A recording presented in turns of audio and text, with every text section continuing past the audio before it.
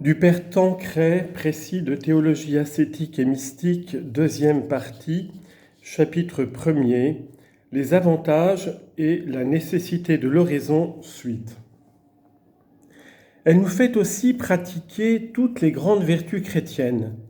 Elle éclaire notre foi en nous remettant sous les yeux les vérités éternelles, soutient notre espérance en nous donnant accès auprès de Dieu pour obtenir son secours, stimule notre charité en nous manifestant la beauté et la bonté de Dieu. Elle nous rend prudents par les considérations qu'elle nous suggère avant d'agir, juste en conformant notre volonté à celle de Dieu, fort en nous faisant participer à la puissance divine, tempérant en calmant l'ardeur de nos désirs et de nos passions. Il n'est donc pas de vertu chrétienne que nous ne puissions acquérir avec l'horizon quotidienne. Par elle, nous adhérons à la vérité, et la vérité, en nous délivrant de nos vices, nous fait pratiquer la vertu. Vous connaîtrez la vérité, et la vérité vous rendra libre. Citation de Jean, chapitre 8, verset 32. Ainsi, elle prépare notre union et même notre transformation en Dieu. C'est en effet une conversation avec Dieu qui devient chaque jour plus intime, plus affectueuse et plus prolongée, car elle se continue au milieu même de l'action tout le long du jour. Or, à force de fréquenter l'auteur de toutes les perfections, on s'en imbibe, on s'en pénètre, comme l'éponge se remplit du liquide dans lequel elle est plongée, comme le fer placé dans la fournaise s'embrase, s'assouplit et prend les qualités du feu. De la nécessité de l'oraison. Premièrement, pour les simples chrétiens. La méditation méthodique est un moyen de sanctification très efficace, mais n'est pas cependant nécessaire au salut pour l'ensemble des chrétiens. Ce qui est nécessaire, c'est de prier pour rendre ses devoirs à Dieu et en recevoir des grâces, ce qui ne peut se faire évidemment sans une certaine attention de l'esprit et un désir du cœur. Sans doute, il faut ajouter à la prière des réflexions sur les grandes vérités et les principaux devoirs chrétiens, et les accompagner de retour sur soi-même.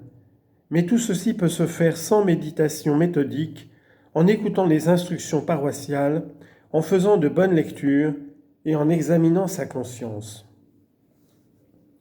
Elle est cependant très utile et salutaire à tous ceux qui veulent progresser et sauver leur âme, aux débutants comme aux âmes plus avancées.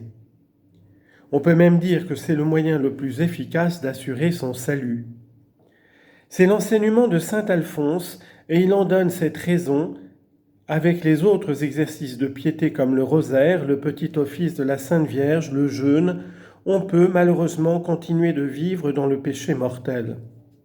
Mais avec l'oraison, on ne peut demeurer longtemps dans le péché grave, où l'on abandonnera l'oraison, où on renoncera au péché.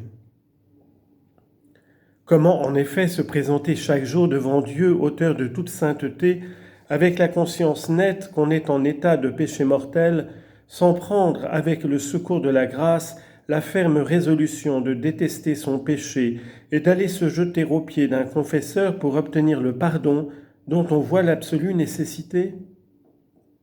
Si au contraire on n'a pas un moment fixe et une méthode déterminée pour réfléchir sur les grandes vérités, on se laisse entraîner par la dissipation, les exemples du monde, et on glisse insensiblement dans le péché.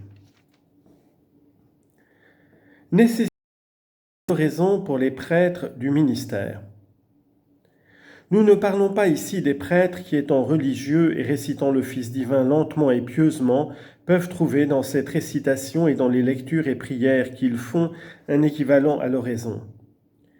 Toutefois, nous remarquons que même dans les ordres où l'on psalmodie l'office, la règle prescrit au moins une demi-heure d'oraison, précisément parce qu'on est persuadé que la prière mentale est l'âme des prières vocales et on assure la fervente récitation.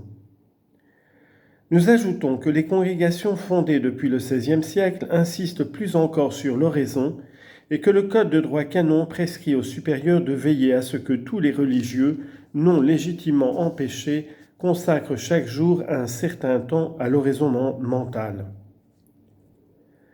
Mais nous parlons des prêtres du ministère, absorbés dans les travaux apostoliques, et nous disons que la pratique habituelle de l'oraison à une heure réglée est moralement nécessaire à leur persévérance et à leur sanctification.